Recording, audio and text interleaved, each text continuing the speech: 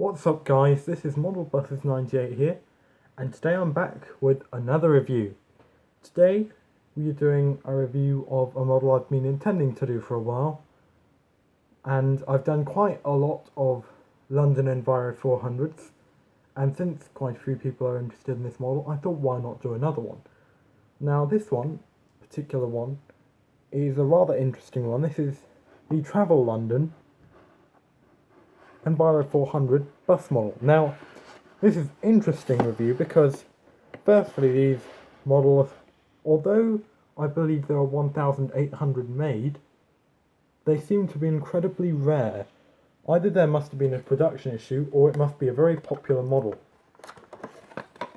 Something else interesting about this model is that, much like the 196 model, it actually still runs every day the Route 452 in general, which is quite an achievement because most of the models you review, including this one, are about 10 years old, and most of the vehicles are either withdrawn or they've been repainted and put into a different route. Now, this model, just to focus properly, has indeed been rebranded with the Abellio London livery, but it's very similar. The front has been repainted red, and the interior is no longer the old Travel London livery, it's the modern Abellio red interior, but apart from that, the bus is quite original. Now, one of the things I like is it is indeed one of the earlier Enviro400s, Euro 4ZF I believe, for those that know about engines and gearboxes. So it has no fan, which in my opinion actually looked cooler. In my area, the southwest, none of the vehicles have fans on the rear, which is why I actually prefer getting used to it without a fan. So now you've seen all around it, there's actually very little branding on the Travel London. There's one on the side, one on the front, one on this side, and then kind of indication on the back, since it's 9401.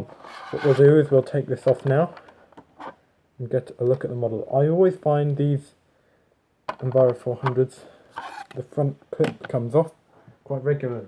But anyway, so this is an excellent looking model in my opinion. It's no wonder people like clinging on to them.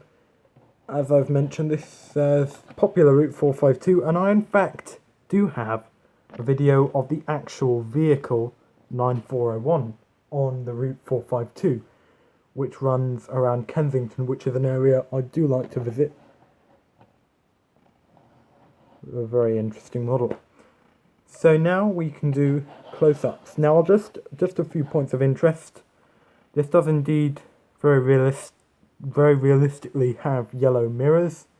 The blinds are also very accurate, and we shall indeed zoom in so that you can see it. So LJ56 VSZ, so this is early 2006 now. Ironically, while I actually remember these being brand new, amazingly they're now around 12 years old. It's hard to believe that Enviro400s are now 12 years old. Although I personally think the design of the livery is still actually, the design of the vehicle, sorry, is actually still very modern. Knightsbridge 452. My edition is completely mint condition, as you can expect. Well, some people don't like to, but I do indeed keep them boxed away. Not as an investment, but I prefer taking them out to look at them rather than keeping them out, because I used to do that and they got damaged. Very realistic model, and I mean very realistic. I like to be brutally honest, and I really am going to be honest. This is excellent work, and quite frankly, this is, as I've mentioned before, even the newer MMC models, I don't think they'll be as realistic, partly because they're made on a tighter budget, since I think these were more expensive when they came out, or I think it was just that people used to not pay as much for them. Market prices have gone crazy now, as I've explained in other videos. But this brings us swiftly into our conclusion. Right, in my opinion, this bus model is simply fantastic.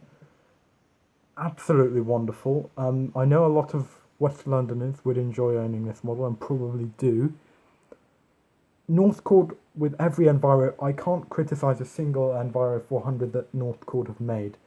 They always make high quality vehicles, and this is most certainly one that I enjoy looking at. A few points just to mention. I can't see any faults on it. I think personally the wing mirrors might be a little bit big, but I'm literally picking things. This most certainly gets a 10 out of 10 from me. I'll remind you, the wheels are very realistic because they have all the centre caps. The lights are separate, which is something we don't see on newer models, unfortunately.